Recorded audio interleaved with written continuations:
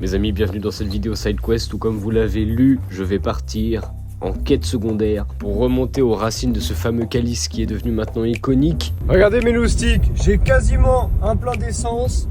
Là j'ai un plein de GPL. Ça, vous savez ce que ça veut dire? Ça veut dire qu'on va partir en vadrouille, ça veut dire que je suis libre d'aller où je veux. Voilà, je suis complètement en barge parce que j'ai très peu dormi, mais en fait en août dernier, je cherchais pour boire mon café une tasse un peu atypique. Je cherchais quelque chose d'unique, d'authentique, et j'ai découvert chez un brocantier, un antiquaire, 2 calices estampillés Roger Jacques, grès de Saint-Amand-en-Puisaye. Alors là, la première destination, ce n'est pas Saint-Amand-en-Puisaye, c'est un lieu où je vais récupérer des calices, mais tout de suite après, je me rendrai vraiment sur les lieux à Saint-Amand-en-Puisaye. Chef, je viens d'arriver à Nevers. Et je vais aller chercher les calices. Je suis excité comme un ouf. Je suis sous 4 heures de sommeil, 3 heures de route et un café. Mais tout va bien, j'ai la pêche. Les poussins sont dans le panier. Les poussins sont dans le panier, putain. On est parti, je mets le cap sur la poterie Jacques Jeanneney à Saint-Amand-en-Puisaye. C'est un lieu qui existe depuis les années 1820, qui a appartenu jusqu'en 1920 à un potier qui s'appelait Paul Jeanneney, qui a notamment été un disciple de Rodin. Oui, c'est littéralement le mec qui a fait la sculpture Le Penseur de Rodin. Et ensuite, ça a appartenu à la famille de Roger Jacques, donc d'abord son père, puis lui-même. Et en 1950, Roger Jacques va complètement arrêter sa production sur ce lieu. Il y a certaines créations qui vont rester dans les fours, dans le séchoir pendant 50 ans. Je vous en dirai plus après, en tout cas, je suis arrivé. Mes amis, je suis bien arrivé, fraîchement arrivé à Saint-Amand-en-Puisaye. Je suis allé directement à l'office du tourisme parce que je me suis dit que c'est eux qui allaient pouvoir me guider le plus efficacement. Office du tourisme qui fait aussi d'ailleurs boutique de différents artisans créateurs de céramique, que ce soit de Saint-Amand-en-Puisaye ou d'autres villes alentours. Il m'a dit que pour le coup il pourrait pas m'aider là-dessus, que l'endroit où je pourrais avoir le plus d'informations ce serait l'espace Jacques Jeanneney, il me semble, qui est en fait précisément l'endroit où a été réalisé ces poteries, et ça me fait me dire que j'aurais bien envie d'y aller d'ailleurs. Parce que je les ai contactés et la dame en question m'a dit qu'ils n'avaient absolument plus rien à vendre et qu'ils n'ont d'ailleurs jamais rien eu, aucune réalisation de Roger Jacques. Alors pour les calices c'est cuit. C'est marrant ça d'ailleurs. Elle m'a dit qu'elle me recommanderait d'essayer les ressourceries, Emmaüs aux alentours, que c'est vraiment les seuls endroits où aujourd'hui on serait capable de retrouver ces créations. Mais elle m'a surtout dit quelque chose d'assez terrible, c'est que Roger Jacques est mort en 2001, ça je le savais. Mais à sa mort, en fait, sa femme a fait détruire tout ce qu'il restait de sa production, que ce soit les invendus ou ce qu'il y avait encore en stock. Tout a été détruit. Voilà. C'est un petit peu triste. Je pense que je peux comprendre la démarche. Après, je connais pas l'histoire non plus. Mais bon, c'est-à-dire que tout ce qui se trouve aujourd'hui reste encore assez rare et je vais faire de mon mieux pour les retrouver. Là, je vais enchaîner sur ressourcerie, potentiellement Emmaüs, les antiquaires à proximité et peut-être aller voir quand même l'espace où ont été créées les poteries. Donc, je vous tiens au courant. À ce moment-là, l'espace Jacques Jeanneney était fermé parce qu'on arrivait sur la pause du midi quasiment. Donc j'ai pris rendez-vous pour y aller plus tard dans l'après-midi, mais j'ai fait un petit tour par les ressourceries, les potiers du village. Parce que c'est une ville en fait, un petit village qui est reconnu pour ses créations de céramique. Et pas seulement grâce à Roger Jacques, hein, c'est aussi juste un rassemblement de beaucoup de céramistes et potiers. Donc j'ai pu discuter avec une céramiste, j'ai pu voir pas mal de créations un peu assez originales que j'ai bien kiffé. Typiquement ce violet là, les petites reproductions miniatures de salon, enfin, c'est trop mignon, c'est trop beau, c'est incroyable. Et puis ensuite je me suis tout simplement baladé dans le village, un peu pour marcher sur les traces de Roger Jacques. J'ai littéralement emmené mon calice, je l'ai ramené chez lui finalement, pour lui remontrer presque le lieu de sa naissance. Bon, bien sûr, j'ai l'impression que ça a bien changé hein, depuis les années 50. Il y a pas mal de bâtiments qui se sont construits entre-temps et qui ont même eu le temps de vieillir. Typiquement, l'espace Jacques Jeanneney, depuis l'arrêt de la production par Roger Jacques en 1950, il est resté à l'abandon pendant 50 ans. Là, vous pouvez voir le petit calice.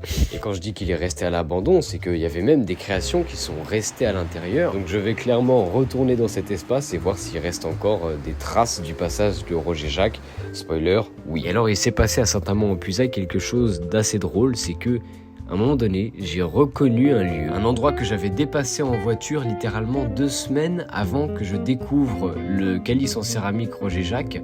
Et là, on le voit à l'image. Je l'avais dépassé en voiture quand j'allais au château de Guédelon et j'avais hésité à m'arrêter. Je m'étais dit non, faut que j'aille au château, je vais pas m'arrêter tout de suite. Mais j'étais passé devant et je m'étais dit oh, mais j'adore ça, j'aimerais trop m'arrêter. Et en fait, 2 semaines plus tard, je me suis retrouvé à acheter un calice en céramique qui venait précisément quasiment de cet endroit à 300 mètres près. Donc j'avoue que j'ai trouvé ça assez drôle quand je m'en suis rendu compte. C'est un peu comme si ce lieu m'avait attiré à lui déjà 2 semaines avant que je découvre son existence. Donc j'ai fait quelques plans de cette petite ville et aussi du château et je me suis rendu à l'espace Jacques Jeanneney.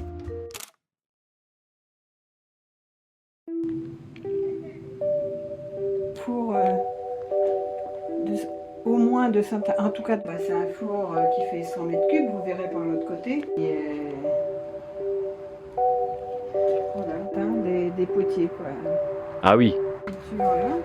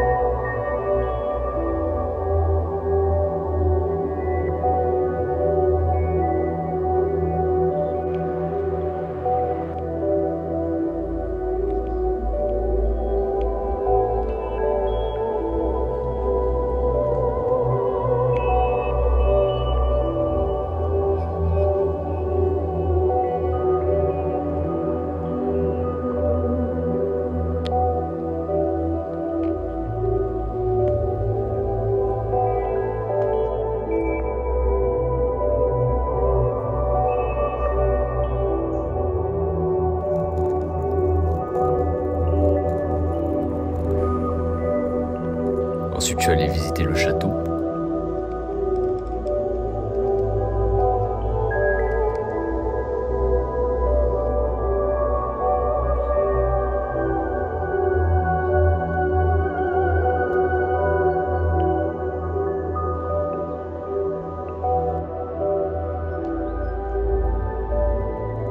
Bon, étant donné que je ne trouverai rien à Saint-Amand-en-Puisaye, je vais dans le Emmaüs le plus proche où la personne qui m'a accueilli là tout à l'heure m'a dit qu'elle avait retrouvé un service de cuisine avec des assiettes et des bols de Roger Jacques. Alors il y a des chances que je puisse potentiellement en trouver, les chances sont maigres, mais c'est ça qui est drôle aussi, c'est l'aventure, tu sais pas si tu vas trouver ou pas, il y a peu de chances, c'est des objets assez rares maintenant, et quand tu tombes dessus, c'est le Graal, t'as l'impression d'avoir trouvé un trésor.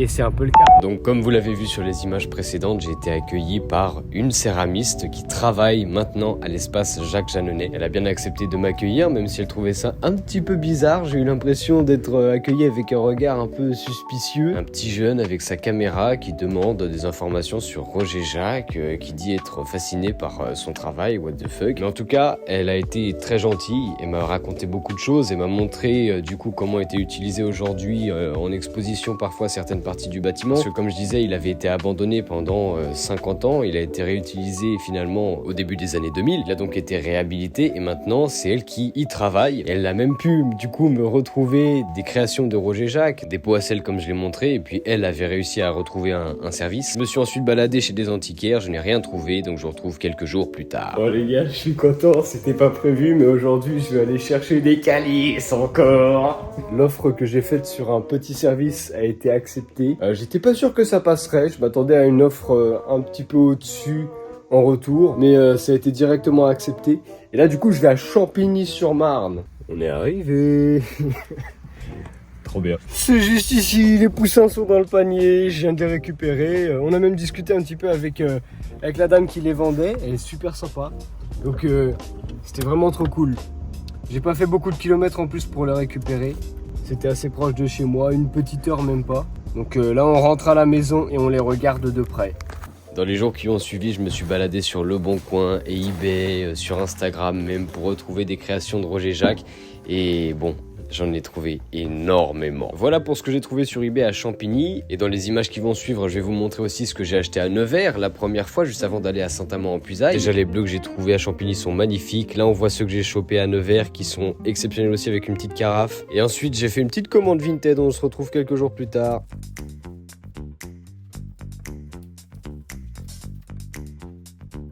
« 11 calices Roger Jacques, c'est exceptionnel, ils sont trop beaux. » Encore quelques jours plus tard, là pour le coup j'ai fait des kilomètres pour aller dans le sud de la France et récupérer des assiettes et des calices.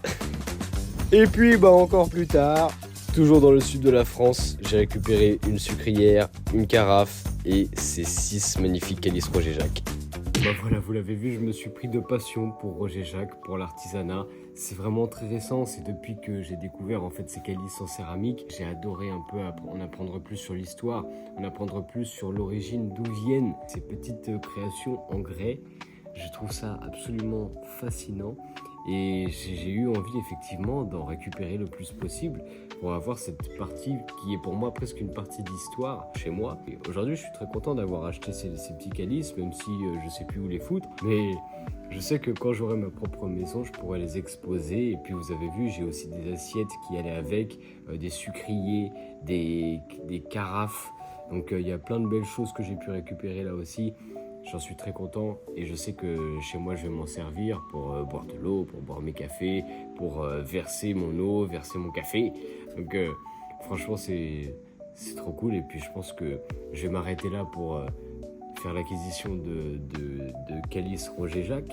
Mais clairement, ma fascination pour la céramique et pour l'histoire des artisans et pour l'artisanat de manière générale ne s'arrête pas là. Merci d'avoir suivi cette vidéo qui était un petit peu faite à la va-vite finalement. Mais voilà, c'était ma petite quest, ma petite side quest artisanat Roger Jacques. Je vous fais des bisous.